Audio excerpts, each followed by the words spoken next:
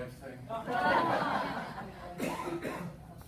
Actually, I saw a picture of myself for the first time. And it was taken in a way that I don't normally look at myself. I am bigger than life. That's not a bad thing. And I got my textbook. You know, I never go home and go out without it. And I'm not going to use the mic because it distracts me. I want you to all consider and think about something for a moment. About 15 years ago, August, we had a fire up the mountain. I live up the mountain.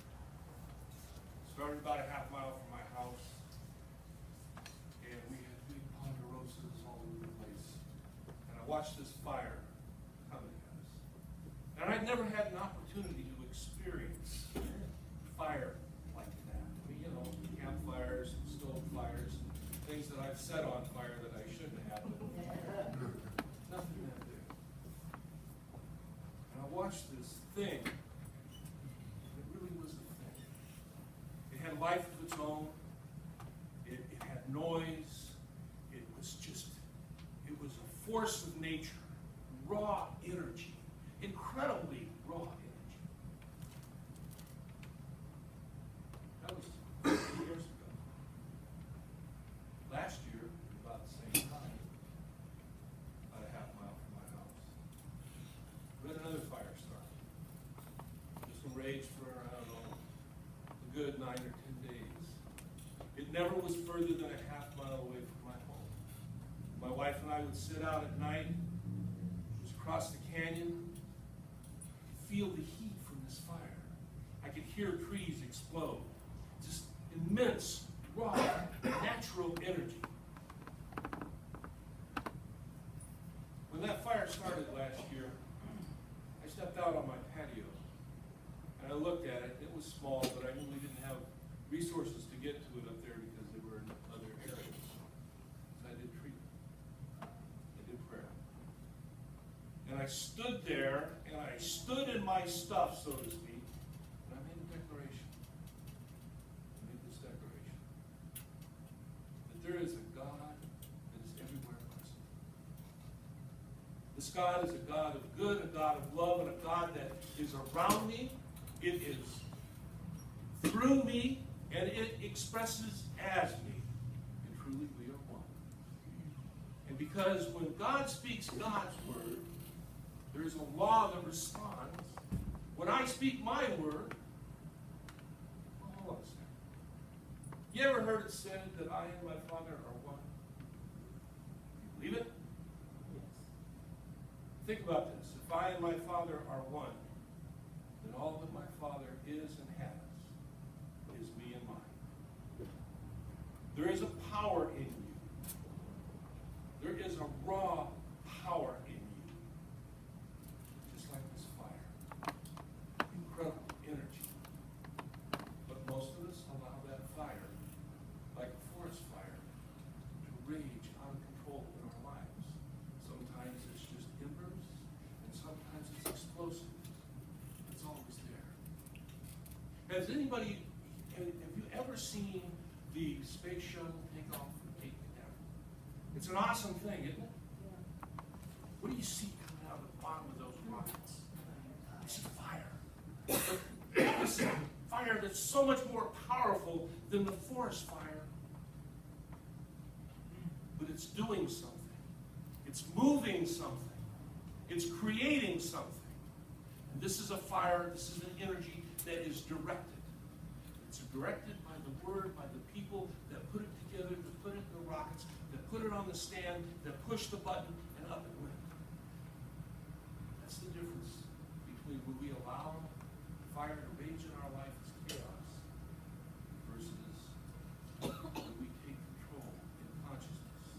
There is a power within us that is ever more powerful than anything that fire or those rockets can be. So I want to talk to you tonight. This was my introduction. So I still got my 5 minutes. I want to talk to you tonight about prayer in our centers. Because what our centers are those rockets where we come together. We are the fuel cells of our cells.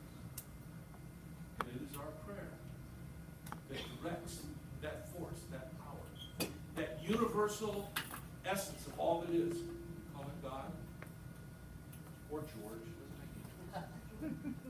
But it's there. So in looking up the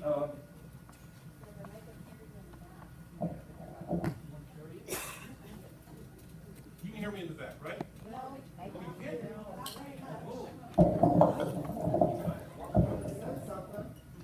Okay, I'll start all over.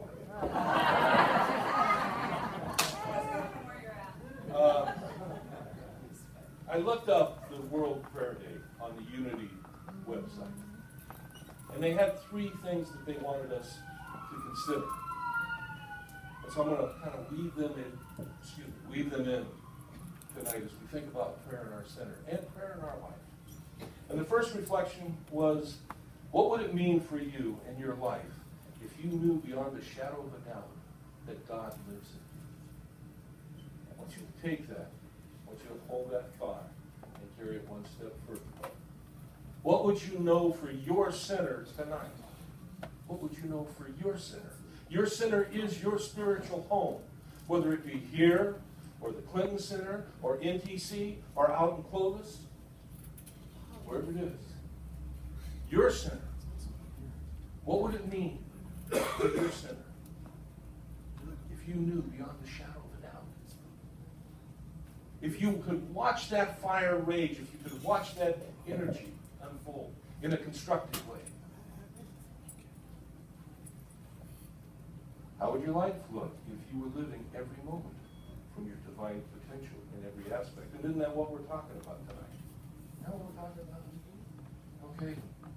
Your health, your work, your relationships, your plans, your spiritual life, and your center. Practicing the presence of God is what Goldsmith said. Living in the moment. Powerful. There's a power within you. And when you bring that power to bear in your center, in your spiritual home, like that rocket, you make things happen. You make things happen here in the Central Valley. You make things happen in your personal life. You make things happen in the world. Wanda was talking about the world, bringing peace into the world. You know where peace in the world starts? It starts in this room. Every Sunday, it starts in this room. And it starts in the room that you go to, the sanctuary that you spend your time in every Sunday. And in between Sunday and Sunday, it starts in your innermost beingness, in your daily prayer work. And you do daily prayer work, right? Don't you? Yes. You know, one of the things that Ernest Holmes taught was practice, practice, practice. If you go to the end of the general summary, he's got an in conclusion. I think it's about page 421, 422 in the textbook. It's in conclusion. I would rather have a student of this science put these words into practice than to know and learn all the words of wisdom that have ever been spoken. And he closes it with, truly, it is much easier to teach than it is to practice. But practice is where the rubber meets the road, so to speak. But your practice is founded every Sunday in your center.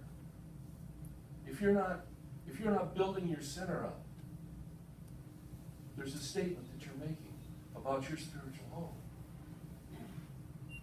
Your spiritual home. And we do this to ourselves, don't we? We say, we got to do this, we're going to do that, we're going to try this, that, and the other, but we never quite get around to it. Oh, I'm going to volunteer, I'm going to tithe more, I'm going to be the cleanup crew, I'm going to, but you don't do it. You know why you don't do it? Because you are not important enough to yourself to step up for yourself to do that and express that power that's you. But it's in your heart. You just got to make a choice. And that choice comes and is activated in our personal prayer life, our work for our center, for ourselves. Like, if everyone discovered the power within them and unleashed that divine potential, what would your world look like? What would your center look like? What would Fresno look like? What would California look like? What would the world look like? There's a power within you, my friends. An infinite power. I and my Father are one. Therefore, all that my Father is and has is me and mine. Can you stand in front of the mirror and own that? Because you do own that. You should stand in front of the mirror. You should claim you're good. I'm going to close with a couple things out of the textbook.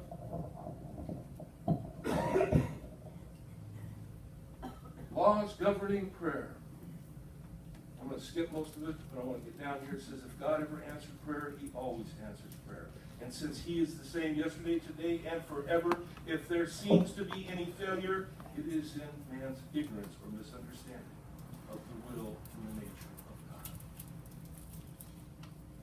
It's in you, but you got to go to it. You got to go to it. You got to build that fire. Maybe start as a little fire. You know, put a little fuel on it. A little more prayer work, a little more fuel, a little more time, a little more fuel, and pretty soon you are that spiritual rocket. And you bring it to your center, and your center becomes a spiritual energy. Focus here. And it's growing. And you know, as your centers grow, you touch more people. And as you touch more people get the opportunity to touch you. And there's an interaction, and as Wanda said, we are truly one. We tend to hide ourselves away, don't we? Whether we do it in our spiritual life or personal life or social life. Let's step out of it. Let's step out into the light. Let's bring our prayer, our power to our centers and grow them. In my personal life and in the center that I work with, that I'm a part of, we got some wild things going on there. Just like there is at Kathy's Center and in the Clinton Center, they got some stuff going on there. And I understand that things are going through some change here that's going to lead to an ever greater center. And you're all part of it. You're all part of it.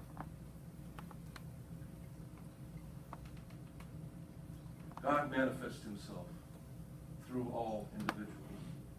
No two people are alike. Each has a unique place in the universe. Each lives in mind.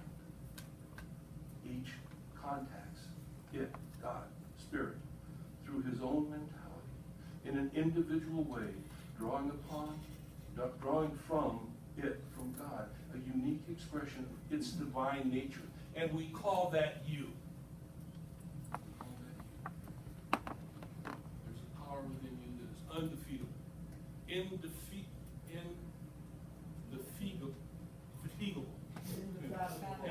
Yeah, thank you. I get so excited, you know, my mind races ahead of my mouth. Who knows what's going on? Yeah, well, I'm not going to stick Mike because I'm going to call it right here. I probably went beyond my 5 minutes, but before I close out, a couple things I want to share with you. We have practitioners here. We have ministers here who act as practitioners. May I have practitioners and ministers raise their hands? Okay. Take a look around, folks. You got something going on in your life tonight, right here. You can find one of us. You can find one of us to talk to. If you've never utilized a practitioner, now's the time to start. If you're not using practitioners in your center, why not? I don't care if it is a hangnail. Talk to a practitioner. That hangnail, that finger should be perfection. Your life expression should be perfection. Your inner being should be perfection. Talk to your practitioners. Utilize your practitioners. And you know what? Like Gregory said in the beginning, we are all practitioners, really. So why not study to become a professional practitioner, or a licensed practitioner, or a certified practitioner? Because that power that's within you was a gift that was given to you a long time ago. And your purpose for being here in this expression that we call life is to express that in all the ways that you can. And that's all I'm going to say. And so it is. Have a great evening. Thank you.